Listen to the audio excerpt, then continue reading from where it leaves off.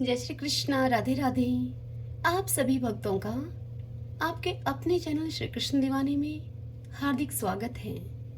आज मैं आप सबके समक्ष भगवान सूर्य की एक पावन कथा लेकर आई हूँ, जिसे वैशंपायन जी ने व्यास जी से पूछा था।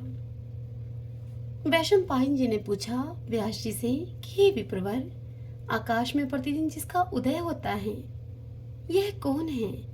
इसका क्या प्रभाव है तथा किरणों के इन स्वामी का प्रादुर्भाव कहां से हुआ है? मैं देखता हूं कि देवता, बड़े बड़े मुनि, सिद्ध, चारण, दैत्य, राक्षस और ब्राह्मण आदि समस्त मानव इन्हीं की ही सदा आराधना किया करते हैं।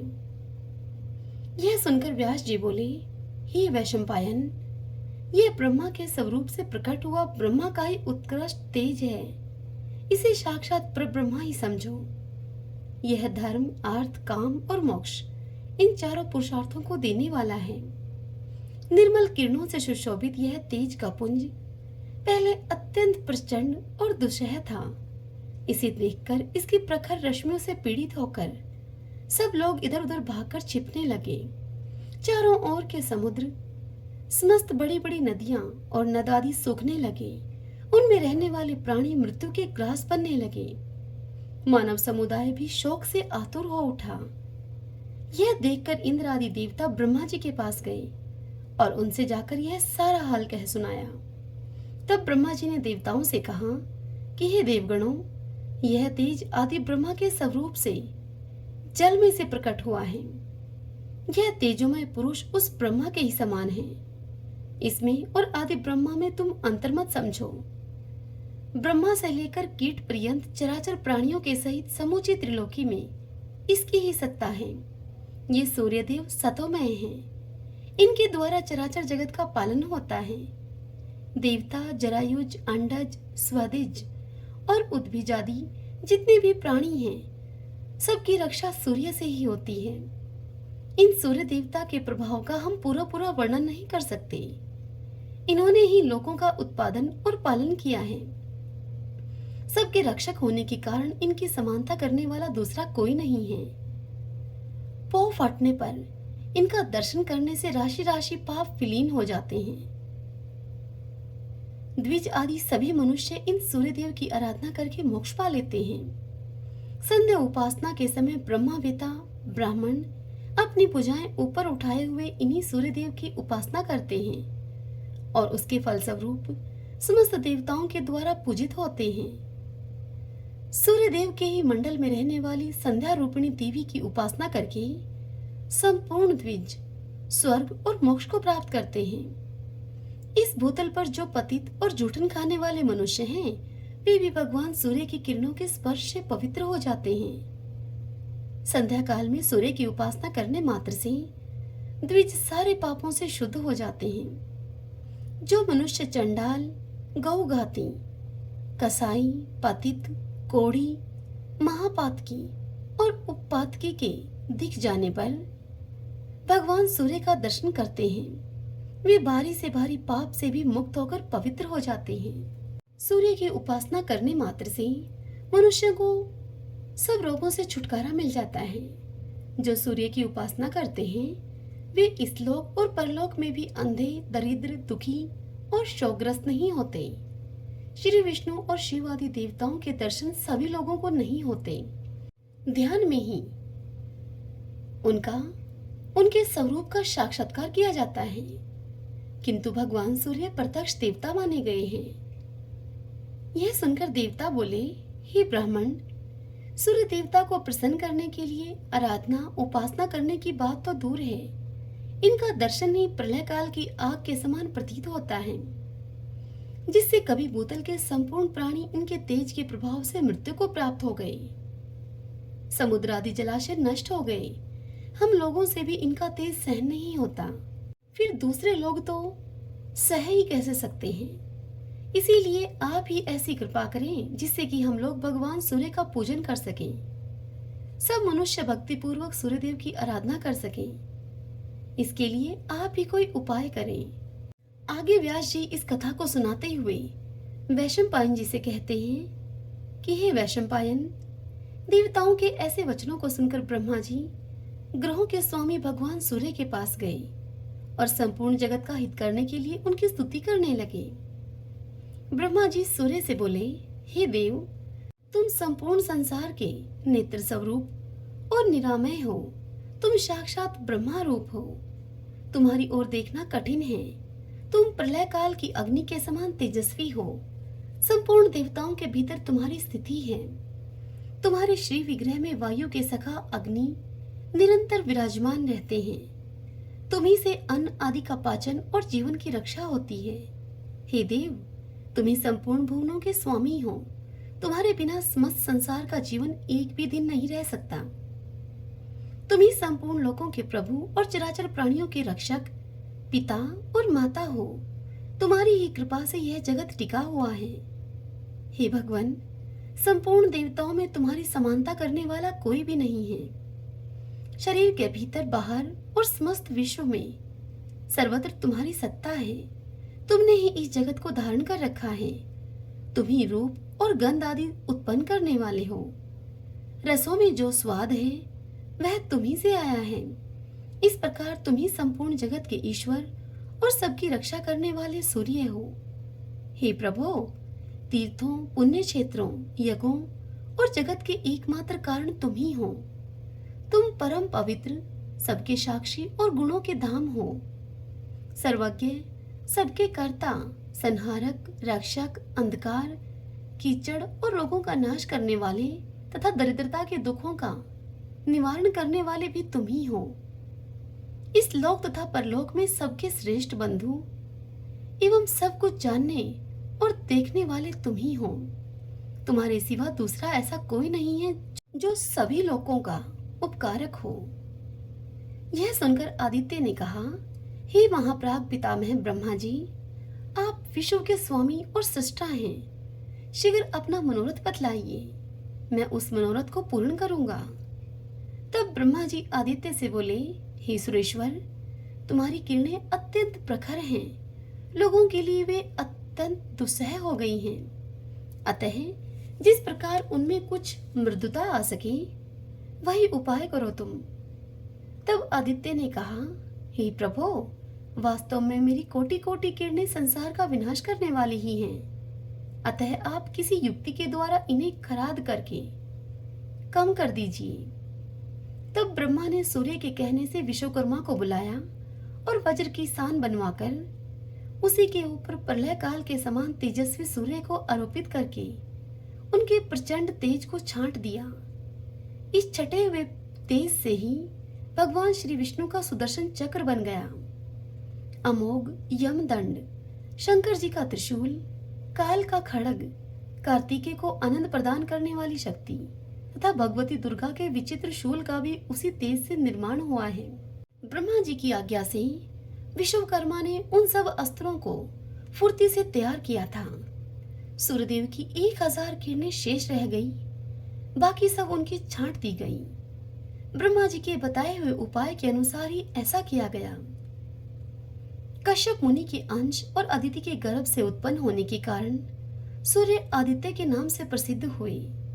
भगवान सूर्य विश्व की अंतिम सीमा तक विचरते और मेरुगिरी के शिखरों पर भ्रमण करते रहते हैं। ये दिन रात इस पृथ्वी से लाख योजन ऊपर रहते हैं। विधाता की प्रेरणा से चंद्रमा आदि ग्रह भी वहीं विचरण करते हैं। सूर्य 12 स्वरूप धारण करके 12 महीनों में 12 राशियों में संक्रमण करते रहते हैं। उनके संक्रमण से ही संक्रांति होती है, जिसको प्रायः सभी लोग जानते हैं। हे वैशंपायन मुने, संक्रांतियों में पुण्य कर्म करने से लोगों को जो फल मिलता है वह सब हम बतलाते हैं। धनु, मिथुन, मीन और कन्या राशि की संक्रांति को षडशिति कहते हैं तथा वृष, वृश्चिक, कुंभ और सिंह राशि पर जो सूर्य की संक्रांति होती है उसका नाम विष्णुपदी है। षडशिति नाम की संक्रांति में किए हुए पुण्य कर्म का फल 86,000 गुना, विष्णुपदी में लाख गुना और उत्तरायण या दक्षिणायन आरंभ होने के दिन कोटि कोटि गुना अधिक होता है। दोनों अयनों के दिन जो कर्म किया जाता है वह अक्षय होता है। मकर संक्रांति में सूर्योदय के पहले स्नान करना चाहिए। इससे 10,000 गौदान का फल प्राप्त होता है। उस समय किया हुआ तर्पण, दान और देव पूजन अक्षय होता है। विष्णुपदी नामक संक्रांति में किए हुए दान को भी अक्षय बताया गया है। दाता को प्रत्येक जन्म में उत्तम निधि की प्राप्ति होती है। शीतकाल में रुईदार वस्त्र आदि दान करने से शरीर में कभी कोई दुख नहीं होता। तुलादान और शय्यादान, इन दानों का ही फल अक्षय होता है। माघ मास के कृष्ण पक्ष की अमावस्या को सूर्योदय के पहले जो तिल और जल से पितरों का तर्पण करता है वह स्वर्ग में अक्षय सुख भोगता है। जो अमावस्या के दिन स्वर्ण जटित सींग और मणि के समान कांति वाली शुभ लक्षणा गऊ को उसके खुर में चांदी मंडवाकर कांसी के बने हुए दुग्ध पात्र के सहित श्रेष्ठ ब्राह्मण के लिए दान करता है वह चक्रवर्ती राजा होता है। जो उक्त तिथियों को तिल की गौ बनाकर उसे सब सामग्रियों के सहित दान करता है वह 7 जन्म के पापों से मुक्त हो जाता है और स्वर्गलोक में अक्षय सुख का भागी होता है। ब्राह्मण को भोजन के योग्य अन्न देने से भी अक्षय स्वर्ग की प्राप्ति होती है। जो उत्तम ब्राह्मण को अन्न, वस्त्र, घर आदि दान करता है उसे लक्ष्मी कभी नहीं छोड़ती। माघ मास के शुक्ल पक्ष की तृतीया को मनवंतर तिथि कहते हैं। उस दिन जो कुछ दान किया जाता है वह सब अक्षय बताया गया है। अतः दान और सत्पुरुषों का पूजन ये परलोकों में अनंत फल देने वाले हैं। इतनी बात बताकर व्यास जी आगे कहते हैं कि हे वैशंपायन, कैलाश के रमणीय शिखर पर भगवान महेश्वर सुखपूर्वक बैठे हुए थे। इसी समय स्कंद जी उनके पास में गए, पृथ्वी पर मस्तक टेककर उनको प्रणाम किया और उनसे कहा कि हे नाथ, मैं आपसे रविवार आदि का यथार्थ फल सुनना चाहता हूँ। तब महादेव जी ने स्कंद से कहा कि बेटा, रविवार के दिन मनुष्य व्रत रखकर सूर्य को लाल फूलों से अर्घ दे और रात को हविष्यान भोजन करे। ऐसा करने से वह कभी स्वर्ग से भ्रष्ट नहीं होता। रविवार का व्रत परम पवित्र और हितकर है। वह समस्त कामनाओं को पूर्ण करने वाला, पुण्यप्रद, ऐश्वर्यदायक, रोगनाशक और स्वर्ग तथा मोक्ष को प्रदान करने वाला है। यदि रविवार के दिन सूर्य की संक्रांति तथा शुक्ल पक्ष की सप्तमी हो तो उस दिन का किया हुआ व्रत, पूजन और जप ये सभी अक्षय होते हैं। शुक्ल पक्ष के रविवार को ग्रहपति सूर्य की पूजा करनी चाहिए। हाथ में फूल लेकर लाल कमल पर विराजमान, सुंदर ग्रीवा से सुशोभित, रक्त वस्त्रधारी और लाल रंग के आभूषणों से विभूषित भगवान सूर्य का ध्यान करें और फूलों को सूंघकर ईशान कोण की ओर फेंक दें। इसके बाद आदित्याय विद्महि भास्कराय धीमहि तन्नो भानु प्रचोदयात् इस सूर्य गायत्री का जप करें। तदंतर गुरु के उपदेश के अनुसार विधि पूर्वक सूर्य की पूजा करें। भक्ति के साथ पुष्प और केले आदि के सुंदर फल अर्पण करके जल चढ़ाना चाहिए। जल के बाद चंदन, चंदन के बाद धूप, धूप के बाद दीप और दीप के पश्चात नैवेद्य और फिर उसके बाद जल निवेदन करना चाहिए। तत्पश्चात जप, स्तुति, मुद्रा और नमस्कार करना उचित है। पहली मुद्रा का नाम अंजलि है, दूसरी का नाम धेनु है। इस प्रकार जो सूर्य का पूजन करता है वह उन्हीं का सायुज्य प्राप्त करता है। भगवान सूर्य एक होते हुए भी काल भेद से नाना रूप धारण करके प्रत्येक मास में तपते रहते हैं। एक ही सूर्य 12 रूपों में प्रकट होते हैं। मार्गशीर्ष में मित्र, पौष में सनातन विष्णु, माघ में वरुण, फागुन में सूर्य, चैत्र मास में भानु, वैशाख में तापन, ज्येष्ठ में इंद्र, आषाढ़ में रवि, श्रावण मास में गवस्ती, भाद्रपद मास में यम, अश्विन में हिरण्यरेता और कार्तिक में दिवाकर तपते हैं। इस प्रकार 12 महीनों में भगवान सूर्य 12 नामों से पुकारे जाते हैं। इनका रूप अत्यंत विशाल, महान, तेजस्वी और प्रलयकालीन अग्नि के समान देदीप्यमान है। जो इस प्रसंग का नित्य पाठ करता है उसके शरीर में पाप नहीं रहता, उसे रोग, दरिद्रता और अपमान का कष्ट भी कभी नहीं उठाना पड़ता। वह कर्मशः यश, राज्य, सुख तथा अक्षय स्वर्ग प्राप्त करता है। हे वैशंपायन, अब मैं सबको प्रसन्नता प्रदान करने वाले सूर्य के उत्तम महामंत्र का तुमसे वर्णन करूंगा। उसका भाव इस प्रकार है। सहस्त्र भुजाओं, किरणों से सुशोभित भगवान आदित्य को नमस्कार है। अंधकार का विनाश करने वाले श्री सूर्यदेव को अनेक बार नमस्कार है। रश्मिमयी सहस्त्रों जीवाएं धारण करने वाले भानु को नमस्कार है। हे भगवान, तुम ही ब्रह्मा, तुम ही विष्णु और तुम ही रुद्र हो। तुम्हें नमस्कार है। तुम ही संपूर्ण प्राणियों के भीतर अग्नि और वायु रूप से विराजमान हो। तुम्हें बारंबार प्रणाम है। तुम्हारी सर्वत्र गति और सब भूतों में स्थिति है। तुम्हारे बिना किसी भी वस्तु की सत्ता नहीं है। तुम इस चराचर जगत में समस्त देहधारियों के भीतर स्थित हो। इस मंत्र का जप करके मनुष्य अपने संपूर्ण अभिलषित पदार्थों तथा स्वर्ग आदि के भोग को प्राप्त करता है।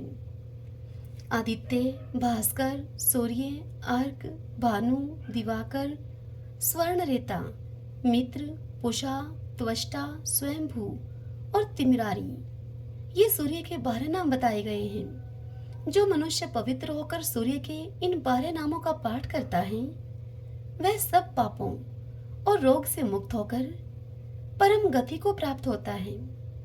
हे षडानन, अब मैं महात्मा भास्कर के जो दूसरे दूसरे प्रधान नाम हैं, उनका तुमसे वर्णन करूंगा। उनके नाम हैं तपन, तापन, कर्ता, हर्ता, महेश्वर, लोक साक्षी, त्रिलोकेश, व्योमाधिप, दिवाकर, अग्निगर्भ, महाविप्र, खग, सप्ताश्ववाहन, पद्महस्त, तमोभेदी, ऋग्वेद, यजु, सामग, कालप्रिय, पुंडरीक, मूलस्थान और भावित। जो मनुष्य भक्ति पूर्वक इन नामों का सदा श्रवण करता है, उसे रोग का भय कैसे हो सकता है। इतनी बात बताकर महादेव जी कार्तिकेय से आगे कहते हैं कि हे कार्तिकेय, तुम यत्न पूर्वक सुनो। सूर्यदेव का नाम स्मरण सब पापों को हरने वाला और शुभद है। हे महामते, आदित्य की महिमा के विषय में तनिक भी संदेह नहीं करना चाहिए। ओम इंद्राय नमः स्वाहा, ओम विष्णुवे नमः, इन मंत्रों का जप, होम और संध्या उपासना करना चाहिए। ये मंत्र सब प्रकार से शांति देने वाले और संपूर्ण विघ्नों के विनाशक हैं। ये सब रोगों का नाश कर डालते हैं। अब भगवान भास्कर के मूल मंत्र का तुमसे वर्णन करूंगा, जो कि संपूर्ण कामनाओं और प्रयोजनों को सिद्ध करने वाला तथा भोग और मोक्ष को प्रदान करने वाला है। वह मंत्र इस प्रकार है। ओम हराम ह्रीम सह सूर्याय नमः।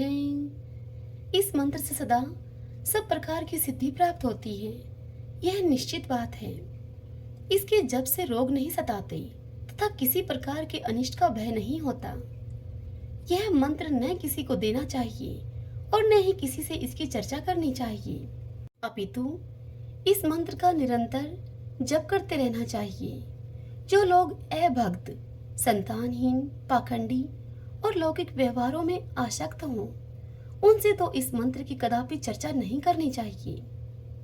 संध्या और होम कर्म में मूल मंत्र का जप करना चाहिए। उसके जप से रोग और क्रूर ग्रहों का प्रभाव नष्ट हो जाता है। हे वत्स, दूसरे दूसरे अनेक शास्त्रों और बहुतेरे विस्तृत मंत्रों की क्या आवश्यकता है। इस मूल मंत्र का जप ही सब प्रकार की शांति तथा संपूर्ण मनोरथों की सिद्धि करने वाला है। देवता और ब्राह्मणों की निंदा करने वाले नास्तिक पुरुष को इसका उपदेश नहीं देना चाहिए। जो प्रतिदिन 1, 2 या 3 समय भगवान सूर्य के समीप इसका पाठ करता है, उसे अभिष्ट फल की प्राप्ति होती है। पुत्र की कामना वाले को पुत्र, कन्या चाहने वाले को कन्या, विद्या की अभिलाषा रखने वाले को विद्या और धनार्थी को धन मिलता है। जो शुद्ध आचार विचार से युक्त होकर संयम तथा भक्ति पूर्वक इस प्रसंग का श्रवण करता है, वह सभी पापों से मुक्त हो जाता है और सूर्यलोक को प्राप्त करता है। सूर्य देवता के व्रत के दिन तथा अन्य व्रत अनुष्ठान, यज्ञ, पुण्य स्थान और तीर्थों में जो इसका पाठ करता है, उस मनुष्य को कोटि गुना फल मिलता है। इतनी बात कहकर वैशंपायन जी से व्यास जी आगे कहते हैं, हे वैशंपायन, मध्य प्रदेश में भद्रेश्वर नाम से प्रसिद्ध एक चक्रवर्ती राजा थे। वे राजा बहुत सी तपस्याओं तथा नाना प्रकार के व्रतों से पवित्र हो गए थे। प्रतिदिन देवता, ब्राह्मण, अतिथि और गुरुजनों का वे पूजन करते थे। उनका बर्ताव न्याय के अनुकूल होता था। वे राजा स्वभाव के सुशील और शास्त्रों के तात्पर्य तथा विधान के पारगामी विद्वान थे। हे वैशंपायन, वे राजा सदा ही सद्भाव पूर्वक प्रजाजनों का पालन किया करते थे। एक समय की बात है, उनके बाएं हाथ में श्वेत कुष्ठ हो गया। वैद्यों ने बहुत कुछ उपचार किया, किंतु उससे कोढ़ का चिन्ह और भी स्पष्ट दिखाई देने लगा। तब राजा ने प्रधान प्रधान ब्राह्मणों और मंत्रियों को बुलाकर कहा कि हे विप्रगण, मेरे हाथ में एक ऐसा पाप का चिन्ह प्रकट हो गया है जो लोक में निंदित होने के कारण मेरे लिए दुष्ह हो रहा है। अतः मैं किसी महान पुण्य क्षेत्र में जाकर अपने शरीर का परित्याग करना चाहता हूँ। यह सुनकर राजा से ब्राह्मण बोले कि हे महाराज, आप धर्मशील और बुद्धिमान हैं। यदि आप अपने राज्य का परित्याग कर देंगे तो यह सारी प्रजा नष्ट हो जाएगी, इसलिए आपको ऐसी बात नहीं करनी चाहिए। हे प्रभु, हम लोग इस रोग को दबाने का कोई उपाय जानते हैं। वह उपाय यह है कि आप यत्न पूर्वक महान देवता भगवान सूर्य की आराधना कीजिए। यह सुनकर राजा ने पूछा, हे विप्रवरो, किस उपाय से मैं भगवान भास्कर को संतुष्ट कर सकूंगा, वह मुझे बताओ। तब ब्राह्मण बोले कि राजन, आप अपने राज्य में ही रहकर सूर्यदेव की उपासना कीजिए। ऐसा करने से आप भयंकर पाप से मुक्त होकर स्वर्ग और मोक्ष दोनों को ही प्राप्त कर सकेंगे। यह सुनकर उस सम्राट ने उन श्रेष्ठ ब्राह्मणों को प्रणाम किया और सूर्य की उत्तम आराधना आरंभ कर दी। वे राजा प्रतिदिन मंत्र पाठ, नैवेद्य, नाना प्रकार के फल, अर्घ्य, अक्षत, जपा पुष्प, मदार के पत्ते, लाल चंदन, कुमकुम, सिंदूर, कदली पत्र तथा उसके मनोहर फल आदि के द्वारा भगवान सूर्य की पूजा करते थे। राजा गुलर के पात्र में अर्घ्य सजाकर अब सदा ही सूर्य देवता को निवेदन किया करते थे। अर्घ्य देते समय वे राजा मंत्री और पुरोहितों के साथ सदा सूर्य के सामने खड़े रहते थे। उनके साथ आचार्य, रानियां, अंतपुर में रहने वाले रक्षक और उनकी पत्नियां, दास वर्ग तथा अन्य लोग भी रहा करते थे। वे सब लोग प्रतिदिन साथ ही साथ अर्घ्य देते थे। सूर्य देवता के अंगभूत जितने व्रत थे उनका भी उन्होंने एकाग्रचित होकर अनुष्ठान किया। कर्मशः 1 वर्ष व्यतीत होने पर राजा का वह रोग दूर हो गया। इस प्रकार उस भयंकर रोग के नष्ट हो जाने पर राजा ने संपूर्ण जगत को अपने वश में करके सबके द्वारा प्रभात काल में सूर्य देवता का पूजन और व्रत कराना आरंभ किया। सब लोग कभी हविष्यान खाकर तो कभी निराहार रहकर सूर्य देवता का पूजन करते थे। इस प्रकार ब्राह्मण, क्षत्रिय और वैश्य, इन 3 वर्गों के द्वारा पूजित होकर भगवान सूर्य बहुत ही संतुष्ट हुए और कृपा पूर्वक राजा के पास आकर बोले, हे राजन, तुम्हारे मन में जिस वस्तु की भी इच्छा हो उसे वरदान के रूप में तुम मुझसे मांग लो। सेवकों और पूर्ववासियों के सहित तुम सब लोगों का हित करने के लिए मैं यहाँ उपस्थित हूँ।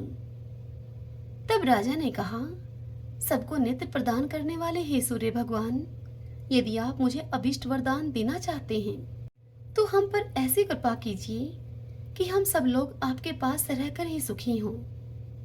तब सूर्यदेव बोले कि हे राजन, तुम्हारे मंत्री, पुरोहित, ब्राह्मण, स्त्रियां तथा अन्य परिवार के सभी लोग सभी शुद्ध होकर कलप पर्यंत मेरे दिव्य धाम में निवास करें।